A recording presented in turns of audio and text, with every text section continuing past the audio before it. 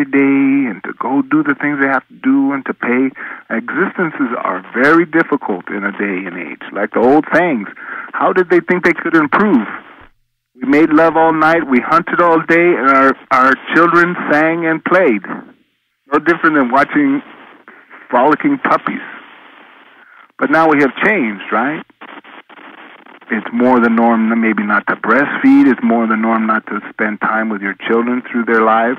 It's all about TV and cell phones and rushing to get. Somewhere that maybe might not mean anything, or the information that there's nothing to do with because we're over-compiled in information. Overloaded.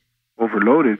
Well, if we can look to the basis of really what's going on, then maybe it'll be a little easier. But at the same time, economics really makes it difficult for people to do anything about, because they love to do things and they love to be entertained by movies and music that goes, wow, that is the real feeling. That makes me feel. Your phone's cutting out. I just want to tell you, are you walking around? I am not, no. Okay, something is... You know what? We're having a little... I just heard some thunder. Yeah, okay. Yeah. Okay, there you go. You got thunder coming? So. That could be it. We always hope for the rain, but you know when that lightning hits, we hope for the rain to put the fire out. Got you. Yeah, sometimes it happens. You know, we'll turn for about 20 minutes, and then all of a sudden it'll start pouring.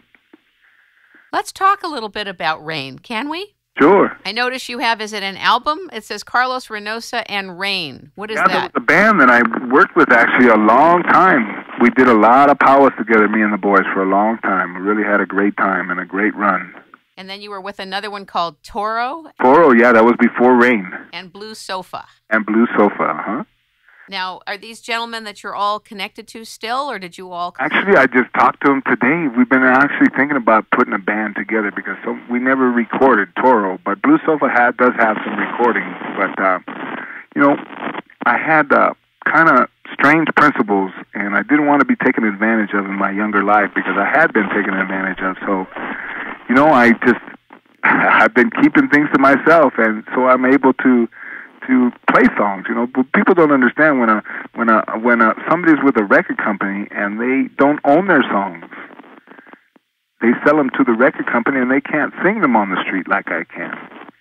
And I want to be able to do whatever I want because a lot of what I do is spiritual. So I want to be able to not take money and go to an event that I need to go to. I think that's fantastic. And it's also, we live at a wonderful time now for artists who can have full say about how their CD looks, what their songs are named, who the music goes to, and how it's distributed. No longer do artists have to put up with the old guard of music entertainment anymore. No, it can be done, but it is very difficult for the cream to rise to the top because no different than if you go to the supermarket. You go to the cereal aisle, and Kellogg's and Post and all of them have everything kind of locked up on the shelf. Right, that's correct. Even if somebody has a great cereal, I mean, it could be the best cereal, there's not going to be any space because they have bought up the space. And see, that's the same thing with an independent because I don't have a big company behind me. It's not always easy for the cream to rise to the top because I have to deal with the money involved of people who really own the shelf space. Right. I think, though, I have a whole systems marketing and communications company, and from that standpoint, a Rainmaking standpoint, the nice thing is that that's true. That's not nice, but what's nice is to establish this parallel path, this parallel marketplace where the internet and the music finds its way to the people that are the biggest advocates, the biggest champions of it. You can have your following right there. Other people can help now in a way that's very direct and interactive. Well, I use that in a way of just my reviews. I stopped sending my albums to the last two to have it reviewed by sturdy publications because I have hundreds and hundreds of people that are real individuals that send me letters and give it a review of, my goodness, this thing has changed my life. And so I don't need necessarily the stroking of my ego because it's already can't take any more petting. Yeah, I hear you. I think also that because the internet is what it is, people can play a piece. Like you have Red Crow up there, which is so extraordinary.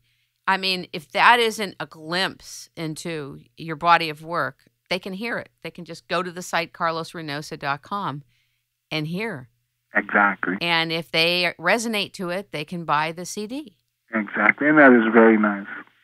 And that's really what helps me up, you know. It supports me.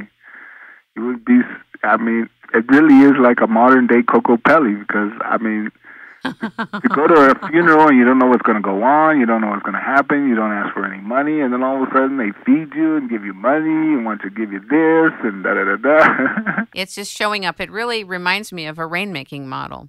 In a rainmaking model, which is different than just power brokering or traditional business, you follow your impulse at your sense of what you're supposed to do and where you're supposed to go and who you're supposed to work with. Well, that's wonderful, and that's an artist's life in a lot of ways. It's not going to the same place every day and doing the same function every day. Exactly. I do the same with this radio show. I was turned down for 5 years by stations all over the United States, from satellite to public broadcasting to private broadcasting, even to religious broadcasting. And the reality is that now there's people all over the world, and not just because it's the internet, but truly people coming in. Like I did an interview last week with Richard Bach, who wrote Jonathan Livingston Seagull. I don't know if you remember that book. Yeah, I remember. I was young, but I remember. Yeah, and that is a timeless book, very much like your music is timeless. Yeah, it's timeless. That little small book is very... Oh, my God, for kids, for families, for everybody. And it's profound. Well, that interview was sent to people who love his work. And it's a lot of people who didn't know about his work. And the neat thing is that the internet allows for people to share and have community in that which they're excited about, and to help move and circulate that which they're connected to and excited about. And therefore, for you to be alive at this time, to be able to have a very open audience around the world and to be able to be on the internet and not have anybody blocking you is fantastic. It is really nice. Especially for somebody who's image-oriented like me, you know, because I love to take photographs and I love to take videos. Talk about your photography and your videos and what you're doing in that realm. Well, you know, I just finished a video of the Yosemite Falls for Mindstream from Pink Bliss, which is really doing well, and people seem to really like it, and I shot it all in HD. Wow. But, you know, I was really lucky as a young person to learn how to shoot very quickly with hands-on instruction, and I've just carried it through and been able to create images for people that have really taken them far in their careers in different ways, and from politicians to movie stars. That's wonderful. Yeah, but I think mostly it's because I take day-to-day whatever job is at hand. You know, when somebody comes up to shoot with me, they're going to get Carlos Reynosa for the day of trying to make them look good and trying to get inside them. Are you a videographer too, then? I am, yeah. Okay. Yeah, I did a program called Life, Love, and Earth recently with Steve Rivas and Irene Bedard that you can look up on YouTube, and it's just wonderful. I just asked those 3 questions about life, love, and earth. That's beautiful, and I'll bet if you're shooting up in the mountains, it's gorgeous. Well, yeah, some of the videos I've done up here, I mean, you know, it's very conducive to a flute player. Everywhere you look, right now we have flowers. You can't step places, and it's difficult not to crush a flower. I mean, there's little ones and big ones and all over the place. We had that late snow, so we just, you know, spring showers mean April flowers and all that, but we got a late snow. And everything is just so happy up here. Well, we look forward to coming back up and seeing actually where you are. Well, yeah, everybody comes to my house, so you're always welcome. What other kind of events can people call you about to hire you to help them? Well, gosh, you know, I do weddings all the time. I do blessings. Talk about your blessings. Oh, gosh, I've got to bless all kinds of things.